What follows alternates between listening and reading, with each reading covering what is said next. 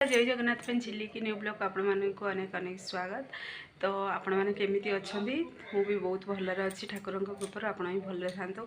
तो आज मु ब्लॉग स्टार्ट करछि। तो देखंतो एबे मु चा बसैछि जेहेतु एबे पो स्कूल जा पे रेडी हो सारानी मो रोसे भी सरलानी से सब खाई भी सारानी। तो मु एबे चा सहित बरा आज आनछंदी। तो आपण मानक देखौछि देखंतो आज मु खाइबी बरा। तो बरा सहित चा मत खाया पसंद किंतु मु तरकारी सहित केबे भी खाइनी। मत तरकारी सहित चा देखिए बरा खाया बिल्कुल पसंद नहीं। तो मु केवल बरा चा ही खाए।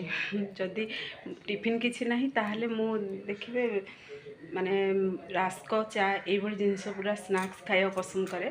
तो एबे मु खाइबी जीवी सब बाकी काम सब सारी। तो आप मैंने फुल बुड़े की वाच करतु पूरा ट्रिक से तो जानीपर। सेठी हमर एते ठंडा होची ना बारंबार केवल चा ही पीवा को इच्छा होची। तो पाग भी जेहेतु अभी लघुचाप होती तो पाग भी पूरा काउलिया रखी। तो देखिए जेहेतु ए पाग काउलिया अच्छी तो देखिए ठंडा कम अच्छी किंतु जदि देखिए वर्षा बा मेघ बेटे छाड़ीगला माने टोटाल भी आउ चट्टाण भी पाद रखी हेनी एत पूरा ये ठंडा लगे। तो देखिए जेहेतु ठंडा बहुत होची तो मु बारंबार चा ही पीऊँगी। तो आपन सेठी केमिति ठंडा लगुच कि किपरि पाग करछि निश्चय कमेंट करंतु। खाऊचे जेहेतु आज गुरुवार तो गरम गरम भात सहित आलू केवल कंचा लंका देकरी याको मु भाजी थी पूरा सिंपल तरीका भाजी थी जमती कि पूरा सिंपल खाଇବା जेहेतु मते पसंद। तो घर आज मु एका अच्छी तो से मो ही मो जहाँ पसंद बनई। तो पुओ भी स्कूल पलैची सी तो आउ खाइबार नहीं। तो संध्या आसले से टिफिन जहाँ खाइब। तो ये देखो गोटे टमाटर गोटे भजा नहीं से आम ए लुण लंका को पूरा चकुटिक आपको गोलैरी खाए। मत डाली बिल्कुल पसंद नहीं टी खटा खाया पसंद।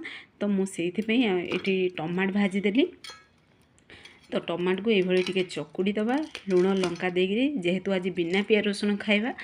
तो से आज बिना पियाज रसुण रोसई कर सब। तो आपण मैंने गुरुवार पियाज रसुण खाऊँ कि नहीं निश्चय कमेंट माध्यम जनातु। तो टेस्ट केमिति लगुच फास्ट आपण मानू मु जणे दोची देखंतु गरम गरम भात सहित ता उपरे टमाटर ये पूरा लुण लंका चकुटा